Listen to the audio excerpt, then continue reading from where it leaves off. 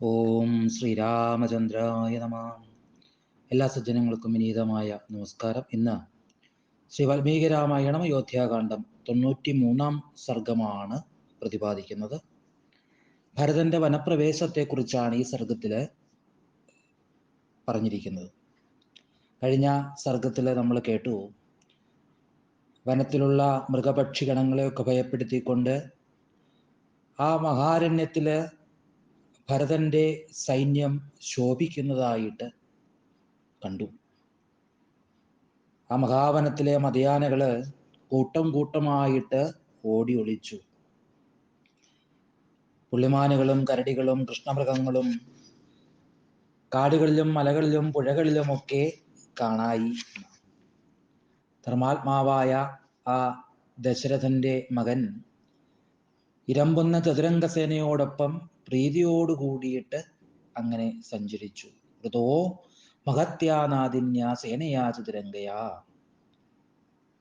മഹാത്മാവായ ഭരതന്റെ കടൽക്കോള് പോലെ പായുന്ന പട മഴക്കാലത്ത് മേഘം വാനിനെ മൂടുന്നത് പോലെ ഈ ഭൂമിയെ മൂടാനായിട്ട് ഇടയായി. കുതിച്ചോടുന്ന കുതിരകള് കൊമ്പന്മാരും ഒക്കെ നിരന്നത് കൊണ്ട് ഭൂമിയെ കാണാൻ സാധിക്കാത്ത അവസ്ഥയായി എന്ന് പറയുക.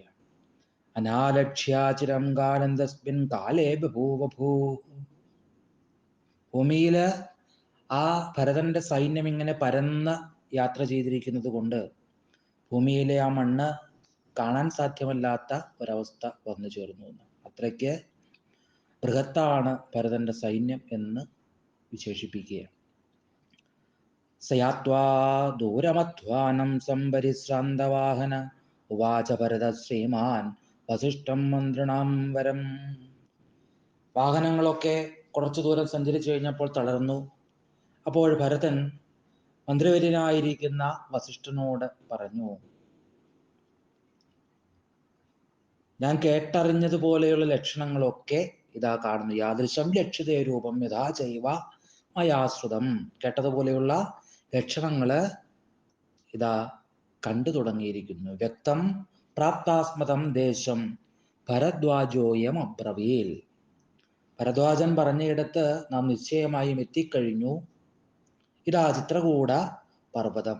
അയം ഗിരിച്ചിത്രകൂട ഇയം മന്ദാകിനി നദി ഏതൽ പ്രകാശതേ ദൂരാ നീലമേഘ നിഭമ്മനം.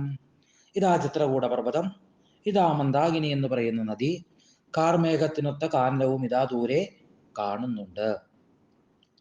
ചിത്രകൂടാചലത്തിന്റെ രമ്യസാനുസ്ഥലങ്ങളെ പർവ്വതോപമങ്ങളായിരിക്കുന്ന എൻ്റെ ആനകള് തകർക്കുന്നുണ്ട്.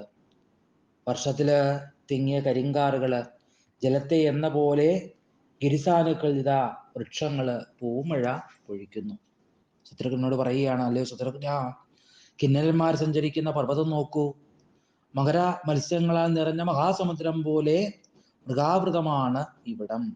കാറ്റേറ്റ് ചിതറിയ ശരത്കാല മേഘങ്ങൾ പോലെ ഇളക്കപ്പെട്ട് മണ്ടുന്ന മാൻകൂട്ടങ്ങള് ശോഭിക്കുന്നു. കുറുവന്തി കുസുമാപീടാൻ ശിരസ്സു സുരഭീനമീ. സുഗന്ധിപ്പൂ മുടിപ്പണ്ടം കെട്ടിയ തെക്കൻ നാട്ടുകാരെ പോലെ നീലിമ പൂണ്ട മരക്കൊമ്പുകളില് പുഷ്പങ്ങള് പ്രകാശിക്കുന്നു.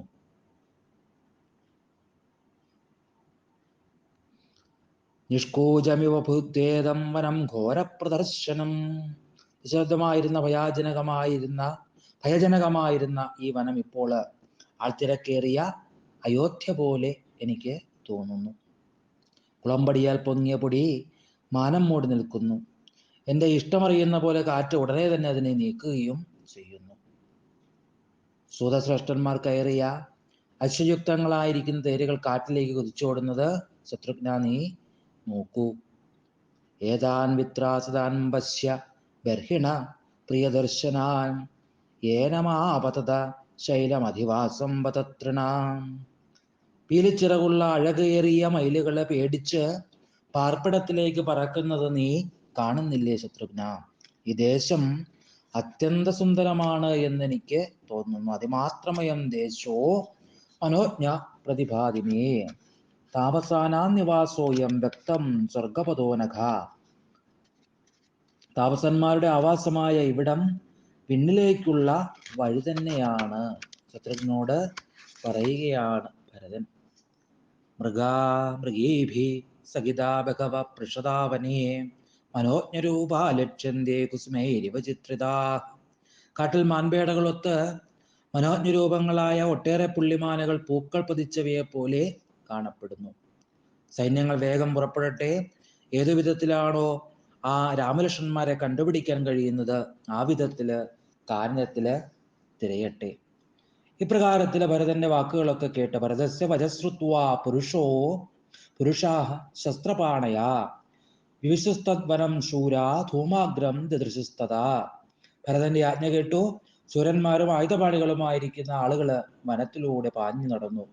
അവരവിടെ പുകപരക്കുന്നതായിട്ട് കണ്ടു. ഉടൻ തന്നെ ഭരതന്റെ അടുക്കലേക്ക് വന്നു പറഞ്ഞു, വിജനസ്ഥലത്തൊരിക്കലും തീയുണ്ടാകില്ല. രാഘവന്മാര് ഇവിടെ തന്നെയാണ് എന്ന് ഇതിൽ നിന്ന് വ്യക്തമാണ്.